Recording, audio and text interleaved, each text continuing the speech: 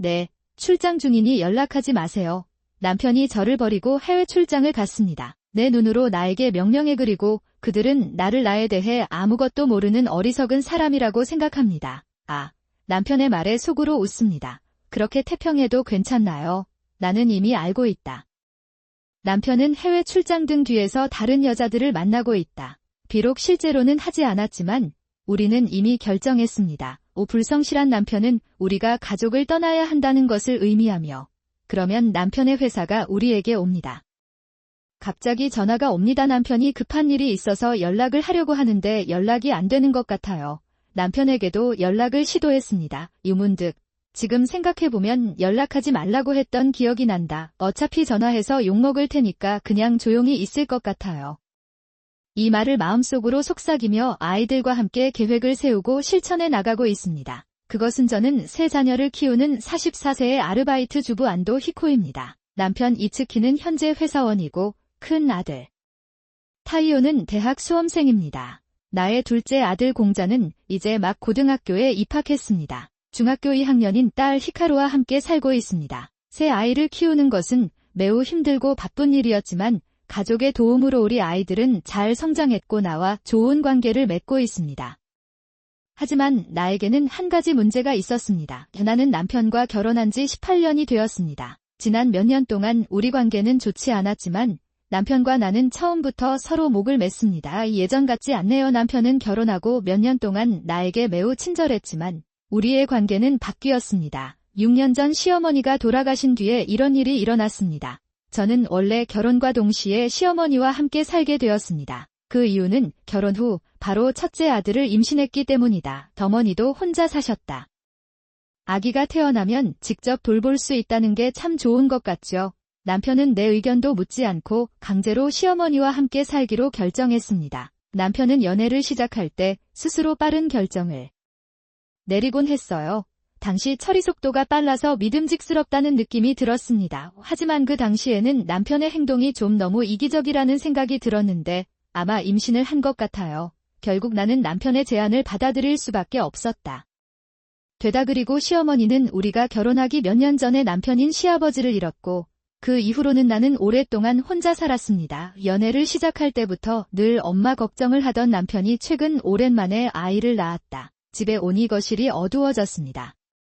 무슨 일이 있었는지 생각해보니 어머니는 다 타버린 전구를 손대지 않은 채 방치해 두셨습니다. 바꿔야 할 부분이 뒤쪽에 있다고 말해주세요. 그래서 교체하기로 결정했다고 남편이 한숨을 쉬며 말합니다. 왠지 엄마를 혼자 남겨두는 게 걱정돼서 계속 그런 질문을 했어요. 시어머니가 걱정이 되셨거든요. 그런데 시어머니를 만난 순간부터 시어머니가 나에게 차갑다는 느낌을 받았고 솔직히 말해서 나는 시어머니에게 아무것도 하고 싶지 않았다. 갈 수 있다는 자신감이 별로 없었어요. 처음 현에서 동거를 시작했을 때 시어머니의 차가운 말에 시어머니 그늘 속에서 몰래 울어야 했던 적이 여러 번 있었습니다. 내가 된 나가정부, 임신했다고 해서 그냥 잠만 자면 되는 건 아니잖아요. 집안일을 제대로 하세요.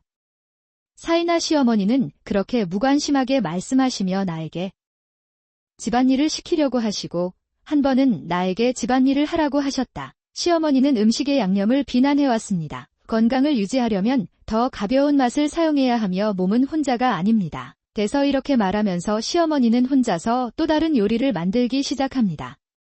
그러나 우리는 더 이상 함께 살지 않습니다. 내가 졌다고 생각하기 시작했을 때였던 사실이 밝혀진 다 시어머니와 함께 살기 시작한 지 몇 주가 지났을 때였습니다. 휴일이라 남편은 아침부터 거실 소파에 누워 휴식을 취하고 있었습니다. 드디어 아침 식사를 위해 설거지를 마쳤습니다. 한숨을 쉬려고 거실로 나오자 아직 누워있던 남편이 차를 끓여달라고 했습니다. 그게 내가 말한 거야? 당신은 별로 주의를 기울이지 않아요.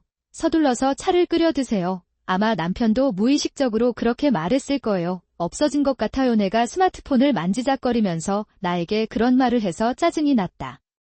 내가 그 말을 하려고 했을 때 우연히 지나가다가 그런 말을 들었던 시어머니가 상상이 안 되네요.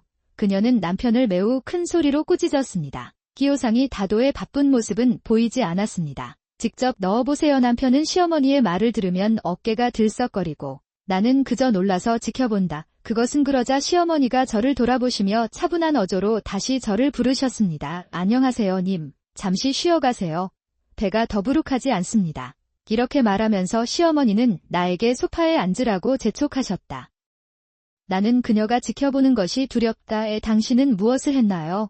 남편은 투덜거리며 부엌으로 가면서 차를 끓이는 것 같습니다. 것 같다. 이것을 보고 맞은편 의자에 앉아 계시던 시어머니가 재빠르게 발걸음을 옮기셨고 아들이 나에게 불쾌한 말을 했습니다. 정말 미안해요. 나는 나 자신을 돌보는 법을 스스로 배웠다고 생각했는데 그 말을 들었을 때 그럴 때 마음이 편해졌어요. 지금 생각해보면 시어머니께서 저를 몇 번이나 보호해 주셨던 기억이 납니다.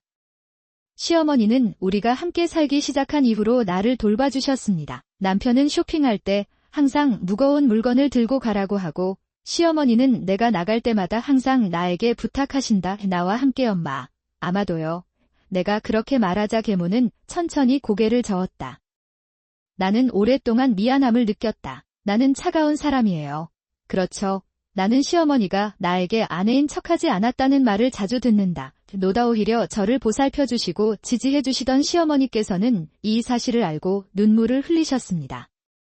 그렇게 된다 그런 나를 보고 시어머니는 희미하게 웃었다. 이제 가족이 됐으니 함께 편안하게 살자. 정말 고마워요. 엄마. 시어머니의 진심을 깨달은 후 나는 시어머니와 함께 사는 것을 중단했습니다. 시어머니와의 생활이 매우 편안해졌습니다. 시어머니에 대한 이해가 깊어지면서 나는 시어머니와 점점 더 잘 지내고 있다는 것을 깨달았습니다. 나는 갓다나의 시어머니는 세세한 것까지 신경 쓰지 않는 아주 태평한 분이셨다. 저는 내성적인 성격이라 감정을 잘 드러내지 않는 편이에요. 하지만 그는 말을 잘 들어주고 배려심이 깊으며 노력하는 사람들에게는 매우 친절합니다. 그것은 사실이었다. 반면에 말이 많고 스스로 행동을 취하기를 꺼리는 사람들에게는 매우 가혹했습니다. 집안일을 자주 나에게 맡기던 남편에게 시어머니는 여자 둘이 같이 있으니 입을 다물고 경고하곤 하셨다. 집안일을 할 필요가 없을 것이다. 남편이 그렇게 말하자 시어머니는 조금 강한 어조로 남편을 꾸짖었습니다.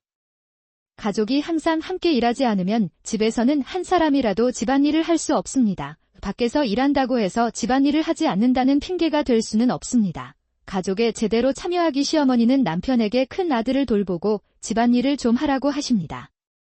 나는 허리가 튼튼해서 시어머니가 여러 번 도와주셨다. 시어머니의 도움으로次男과 딸도 임신을 하고 출산을 하게 되었습니다. 그동안 남편도 시어머니에게 여러 차례 혼나면서도 마지못해 집안일과 육가에 참여했다. 나를 위해 그랬어. 그러다가 딸아이가 유치원에 들어가게 되면서 드디어 아이 키우기를 마쳤습니다. 시어머니로부터 제안을 받았습니다. 이호 씨, 빨리 직장에 돌아가는 게 어때요? 욱하시라. 물론 이 말 역시 시어머니께서 저를 배려해 제안해 주신 것이었습니다. 사실 제가 싱글이었을 때 나는 학원 강사였어. 대학 입시를 도와준 학원 선생님은 정말 좋은 분이셨고 존경했습니다. 나도 마찬가지로 다른 사람에게 도움을 줄 수 있는 사람이 되고 싶었다. 그래서 저는 대학 때부터 학원 강사로 아르바이트를 해왔습니다. 졸업 후 저는 학교의 정규 직원으로 채용되었습니다. 결혼하고 첫째 아들을 낳을 때부터 딸을 낳을 때까지 일을 병행하기 위해 수많은 휴직과 부업을 했습니다. 계속해서 열심히 일했어요. 시어머니는 항상 내 일을 이해해 주셨고 이제는 자녀 양육을 위한 공백이 생겼습니다.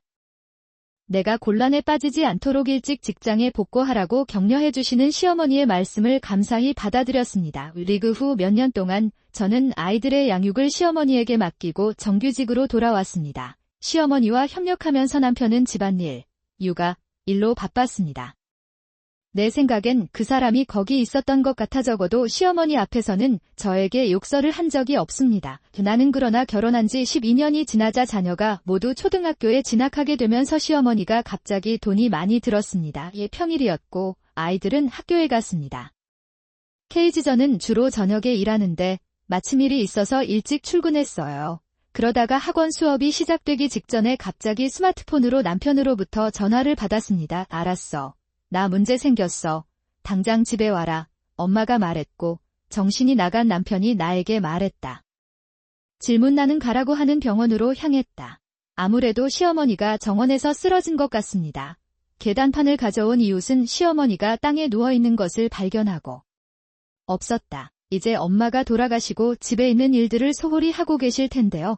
그만하고 집안일에 집중하세요.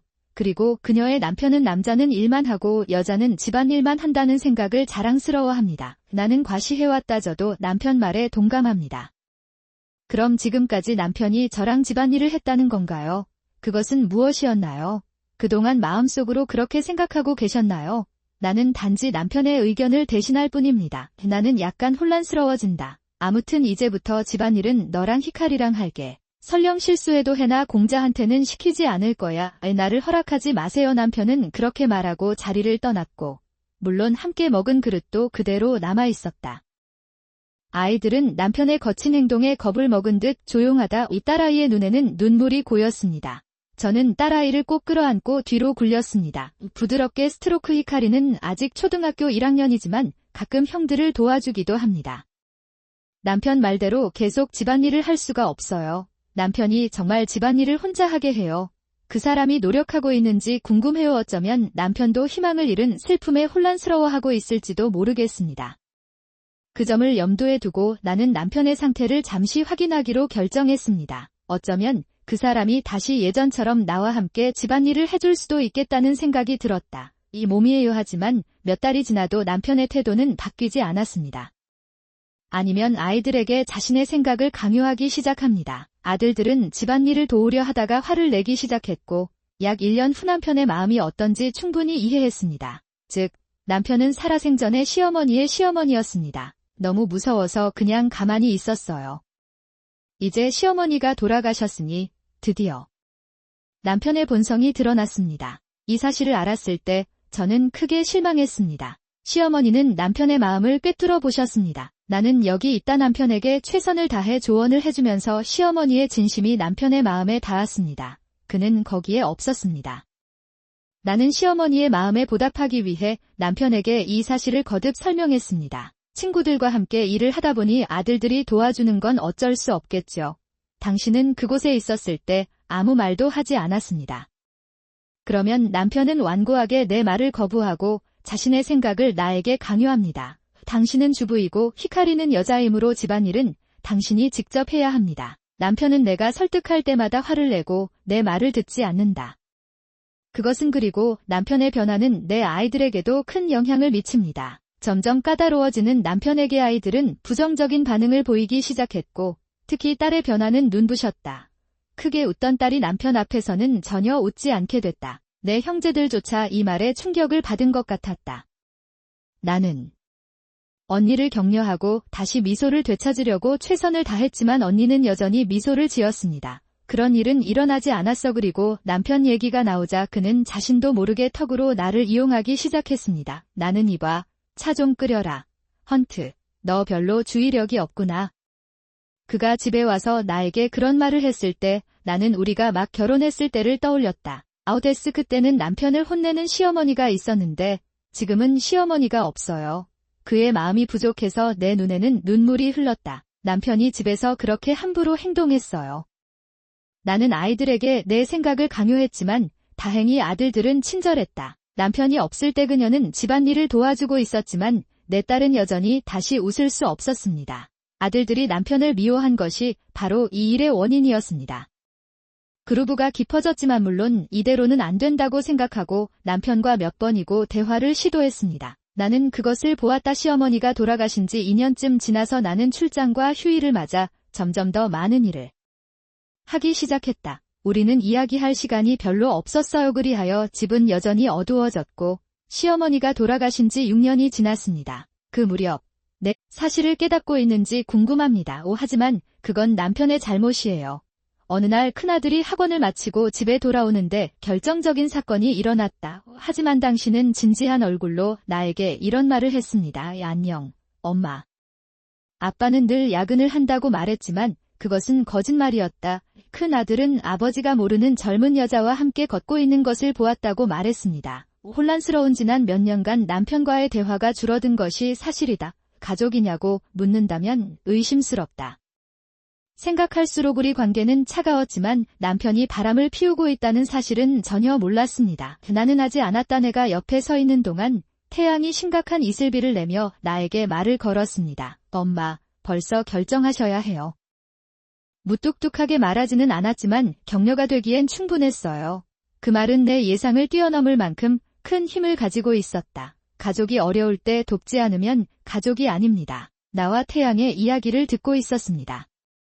공자님도 힘차게 고개를 끄덕이며 나에게 자신의 스마트폰 화면을 보여주었다. 이것을 살펴보니 공자는 우리가 늘 어머니 편에 있다는 것을 보여주셨습니다. 교신쇼의 홈페이지였습니다. 내 딸은 내 팔을 붙잡고 결단력 있는 눈빛으로 나를 쳐다본다. 그것은 같았다. 그래서 아이들의 말에 용기를 얻어 남편을 철저하게 조사해보기로 했습니다. 나는 그러다가 몇 주 안에 남편이 공개적으로 바람을 피우고 있다는 충분한 증거가 수집되었습니다. 나는 만났다. 조사는 상대적으로 쉬웠고 교신국 수사관들은 놀랐다. 조사 결과 그녀의 남편은 회사에 새로 입사한 접수원과 불륜을 저지르고 있는 것으로 드러났다. 저도 회사에서 회계사로 일하는 여자랑 사귀어 본 적이 있는데 이 사람이 제 진짜 사랑인 것 같아요. 사람 같았는데 최근 증가하고 있는 야근, 휴일 근무, 출장 등은 모두 이들 바람 피우는 파트너와의 데이트 때문이다. 그것은 각오를 하고 있었지만 큰 충격을 받았습니다. 결국 18년을 함께한 사이였습니다. 지금 가는 중이야. 남편은 나를 배신하고 젊은 여자와 바람을 피웠습니다. 그러자 아이들은 남편과 이혼하고 복수를 하자고 제안했습니다. 늘 엄마를 방치했던 아빠를 죽여버리자. 우리는 우리의 어머니입니다. 내가 당신을 보호할 것이다. 그 사람이 싫어요. 아이들은 큰 소리로 그렇게 말하고 자신들이 생각해낸 전략에 대해 이야기합니다. 나에게 말을 걸기 시작했다. 그러던 어느 날 남편이 갑자기 나에게 이렇게 말했다. 제가 내일부터 해외 출장을 가는데 남편이 아직 가족관계를 알고 있어요. 모르는 것 같았어. 딸이 남편에게 요즘 해외 출장을 많이 다니시네요라고 하더라고요. 남편이 비꼬는 말투 때문에 딸을 노려보는 게 분명해요.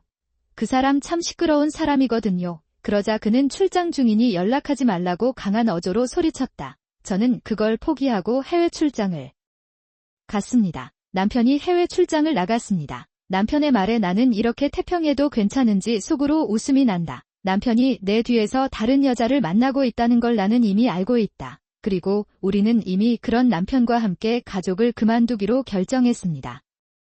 남편이 집을 떠난 후 나는 세 자녀로부터 그들이 세운 복수 계획에 대해 들었습니다. 아버지가 가장 큰 피해를 입을 수 있다는 사실을 담담하게 이야기하는 아이들, 그들을 보면 왠지 기사가 된 듯한 느낌이 듭니다. 무슨 일인지 생각하기도 전에 남편 회사로부터 집 유선전화로 갑자기 전화가 걸려왔다. 나는 죄송합니다. 비 사람이 안도 이츠키의 아내라는 것이 확실합니까? 이렇게 묻는 남자는 자신을 남편 회사의 사장이라고 정중하게 소개했다. 그가 돈을 횡령한 것으로 밝혀졌다. 상사가 단호한 목소리로 이렇게 말하자 그녀는 남편이 집에 있느냐고 물었다. 나는 남편이 돈을 많이 횡령해서 몇 번이나 전화를 했는데도 집에 사람이 없어서 집에 전화했어요. 이곳에 와서 횡령 사실이 밝혀졌을 때 저는 어안이 벙벙해지고 말문이 막혔습니다. 나는 점점 더 싫어진다. 솔직하게 다 얘기하기로 했어요.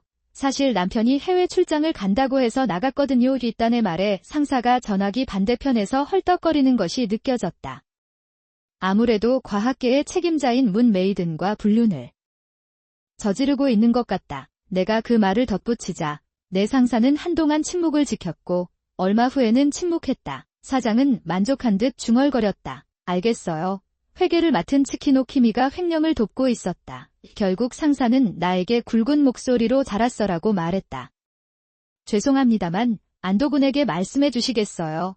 회사로서 나는 이것이 문제라고 본다. 은의 상사는 위탁 간호가 불가피하다고 결정했다고 말했습니다. 나는 정중하게 미안하다고 말하고 전화를 끊었다. 내가 깊은 한숨을 내쉬자 아이들은 서로 통화 내용을 묻기 시작했다. 내가 설명하려고 하자 아이들은 놀라며 아버지를 욕하는 표정을 지었다. 이 말을 듣다가 문득 남편에게 이 사실을 말해야겠다는 생각이 들었습니다. 잠시 후 갑자기 생각이 바뀌어 그러고 보니 연락하지 말라고 하더군요. 불러도 욕만 먹게 될 거야. 대시 그냥 조용히 있을 것 같은데 큰일이지만 안심이 되네요. 이렇게 중얼거리던 나는 아내의 이혼 서류의 위기로 내 이름을 적었다. 가다 동시에 아이들은 무슨 일이 있어도 아버지에 대한 복수를 계획하고 있다. 재건되고 있다. 세 사람의 조용한 대화 속에서 문득 시어머니의 모습이 떠올랐다. 일주일 후 제가 딸과 함께 집을 나갔을 때 아들들이 저에게 연락을 하다가 다시 돌아왔습니다. 나는 아버지에게 구매자가 도착했다고 말했습니다. 나는 어머니가 계시지 않아 깜짝 놀랐다. 그래서 나는 어머니에게 이혼 서류를 건넸다. 진나는 크게 웃었다. 그러자 큰 아들은 낄낄 웃으며 계속했습니다. 그와 그의 어머니는 등산을 갔습니다. 내가 그에게 이 이야기를 했을 때 그는 눈을 크게 뜨고 당황했습니다. 분명히 남편은 회사의 인수와 나의 이혼 소송에 완전히 직면했습니다. 헷갈릴 게 많을 것 같네요. 내 옆에서 듣고 있는 남편이 당황하는 모습을 상상하니 나는 미소를 지을 수밖에 없었다. 딸아이도 같이 웃고 있어요. 그래서 그 후 급하게 아버지 회사에 연락했는데 아버지는 좀 엉뚱한 변명을 하더군요. 분명히 남편은 뼈를 샀다는 비난을 피하기 위해 필사적으로 상사에게 꽤 형편없는 변명을 한 것 같습니다. 분명 한 번 반복됐을 텐데 그는 자신의 여주인도 해고되었다는 소식을 듣고 그녀가 스스로 해고했다는 것이 뻔한 거짓말을 했다. 그러나 결국 회사는 손해배상을 요구하지 않았다. 나는 그에게 농담으로 생각하라고 말했다. 없어진 것 같은데 진나는 넘어지는 모습이 정말 역겹다며 즐거워하며 중얼거렸다. 그래서 우리는 그를 위로했습니다. 어서 해봐요. 보상만 안 받으면 괜찮습니다. 아버지가 좋은 분이시면 곧 다시 일자리를 구하실 수 있을 거예요. 아들들의 격려에 힘입은 남편은 환호를 이용했고 즉시 모든 것이 괜찮다고 생각했습니다. 아들들은 근거 없는 자신감을 갖고 자신들이 꿈꾸는 새 직장에 대한 이야기를 시작했다고 한다. 나는 그 사람이 그런 천박한 아버지를 보고 곧 바닥에 떨어질 것이라고 확신한다. 남편에 대한 마음은 차갑고 더욱이 남편은 아들들에게 허세를 부리려고 했던 것 같습니다. 그 사람이 이런 말을 한 것 같군요. 그 사람이 이혼하고 이사를 가니까 이제부터 생활비가 편해질 거예요. 이봐, 이혼했어. 어머니께 그렇게 하겠다고 말씀드리세요. 그때 큰아들이 남편에게 공자와 나는 아버지와 함께 살겠다고 말했습니다. 그 말을 들은 남편의 얼굴은 환해졌고 집 밖에서 일하면서 그 점을 자랑스러워했을 것입니다. 나는 훌륭하다 그래서 그는 아들들에게 내가 옳다고 말하면서 나를 비웃었습니다. 결국 너희 모두 아버지의 의견에 동의했지. 그래서 아버지에 대해 거짓말을 하는 거죠. 내 아들들은 이것을 마음속으로 비웃고 있습니다.